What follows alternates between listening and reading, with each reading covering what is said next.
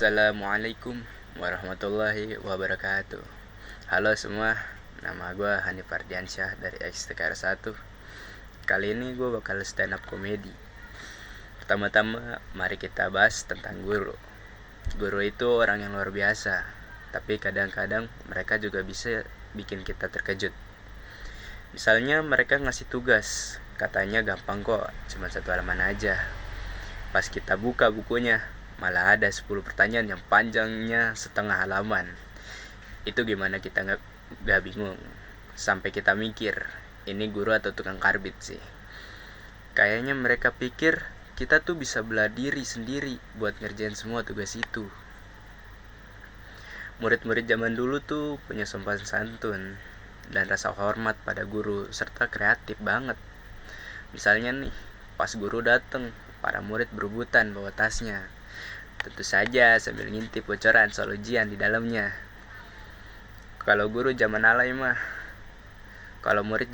mah beda.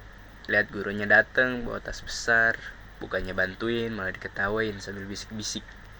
Tuh si botak lagi bawa kompor gas, cepetan panggil pemadam kebakaran. Itu kan kurang ajar banget ya namanya. Contoh lain nih, zaman dulu bu guru cerewet dan galak itu ditakutin murid. Sekarang bu guru cerewet dan galak itu ditakutin suaminya. Iya, orang tua zaman dulu gak bakalan nuntut kalau misalnya anaknya dipukul pakai penggaris karena nakal atau gak ngerjain PR. Mereka sadar guru gak mungkin mukul muridnya sendiri jika tidak berbuat kesalahan alias terpaksa. Si murid juga gak bakal berani ngulangin kesalahannya kembali, kecuali terpaksa. Tapi emang gak bisa dibandingin masa dulu sama masa sekarang. Pola pendidikan juga harus mengikuti perkembangan zaman.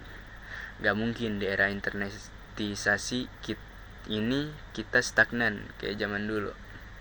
Misalnya nih, pas pelajaran IPA, guru IPA ngasih tugas, besok harus bawa contoh tanaman obat. Saya dulu nyari temulawak, kunyit, lengkuas di kebun atau sawah. Beda sama sekarang.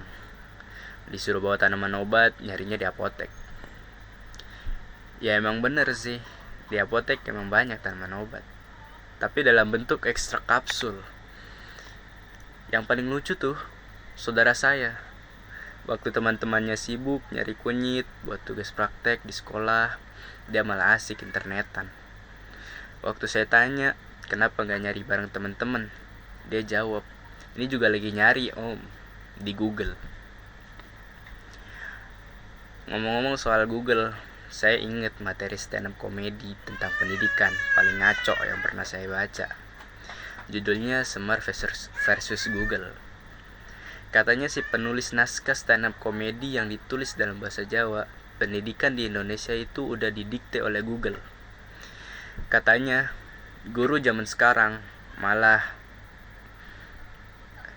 malas untuk baca buku modul materi pembelajaran yang dikasih oleh Diknas. Mereka lebih suka nyari bahan materi di Google. Alasannya lebih simpel dan cepat. Kita tinggal ketik keyword, materi yang diinginkan langsung keluar semuanya, termasuk juga foto narsis beserta status teman-temannya. Makanya kalau ada bu guru yang ngajar di kelas bawa laptop, muridnya harus curiga. Jangan-jangan lagi buka Facebook. Untuk mengetahui gurunya lagi baca status apa, mudah kok. Perhatiin aja cara dia nerangin mata pelajaran. Jika penuh semangat, berarti baru aja baca status murid teguh. Jika mukanya sedih, artinya dia baca status galau. Kalau sambil marah-marah, berarti lagi dapet. Para murid juga gitu. Mereka kurang jelas jika diterangin oleh gurunya. Mereka lebih jelas jika diterangin oleh lampu. Teman-teman sekolah gue pas SMP biasanya kebagi menjadi beberapa kelompok. Kelompok yang pertama adalah kelompok cupu, atau yang biasa aja yang ikut arus. Biasanya pendiam dan suka dibully. Kelompok yang kedua adalah kelompok orang-orang pinter. Mereka biasanya beda spesies dari yang lain. gak dibully, tapi jadi jenis anak yang pelit saat ujian. Contohnya, nomor 3 apa jawabannya? A, B, atau C? Terus dia bilang D. Kan ngeselin banget. Bisa ada option D. Terus ada lagi nih, gue nanya nomor 8, jawabannya A, B, atau C? Terus dia bilang gak tahu, belum. 1 menit kemudian dia maju ngumpulin jawabannya. Jadi yang tadi apa batin gue? Tapi gue gak bisa apa-apa. Yang salah kan gue. Ngapain niat nyontek? Pernah gak sih kalian mikir, kenapa sih disebut bel saat istirahat?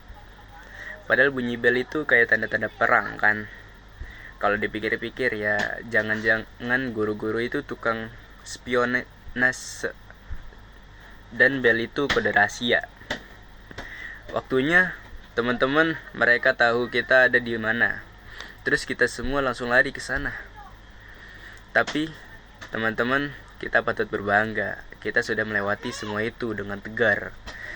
Kita sukses melalui ujian-ujian yang menghadapi dengan hati yang penuh keberanian. Ingat, pendidikan itu kayak hidup. Kadang suka rumit, gak selalu bisa diatur. Tapi pasti ada momen-momen lucu di dalamnya yang bikin kita tetap semangat dan tersenyum. Terus jangan lupa kalau lihat guru beri senyuman, karena mereka jugalah yang bikin kita pintar walau terkadang bikin pusing.